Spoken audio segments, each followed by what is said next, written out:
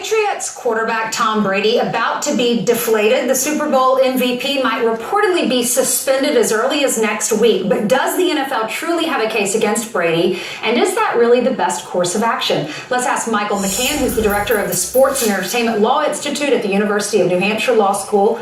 And we appreciate you being with us. Thanks so much. Does the NFL have a case against Tom Brady?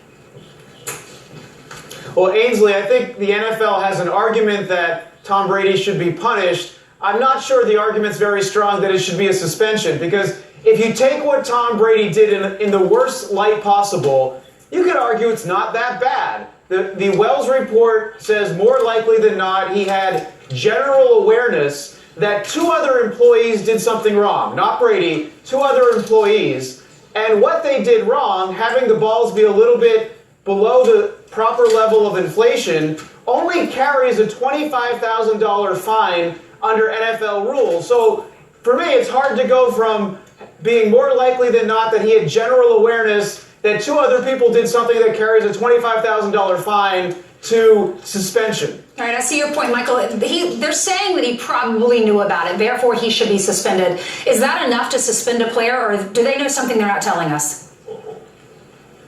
Well, the commissioner has the authority under the collective bargaining agreement and also under the league constitution to issue a penalty, and it's really up to him. He has a great deal of discretion. And then the question comes down to judgment. Is this an appropriate use of his discretion to suspend Tom Brady? I would argue if the infraction only carries a $25,000 fine, and we're talking about a $9 billion league, it can't be that big of a deal, right? The penalty would be higher. It would be $500,000, something along those lines. So technically, Ainsley, the commissioner can suspend Tom Brady, but I think it comes down to judgment, and sometimes the right judgment is not issuing the maximum penalty. So is it a big deal? You're saying it's not a big deal? I mean, it's leading headlines. It's been all over the newspapers for the last few weeks, or the last few days at least.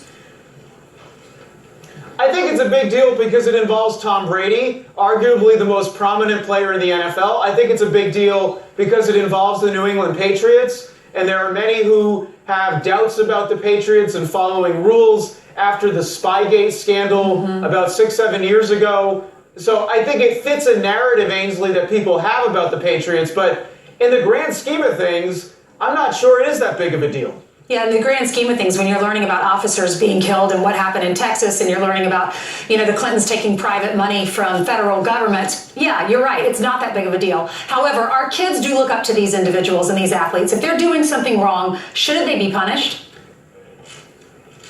Sure, and I think there's nothing wrong with the Patriots and Tom Brady being punished for doing something wrong, if in fact it's true Brady did something wrong.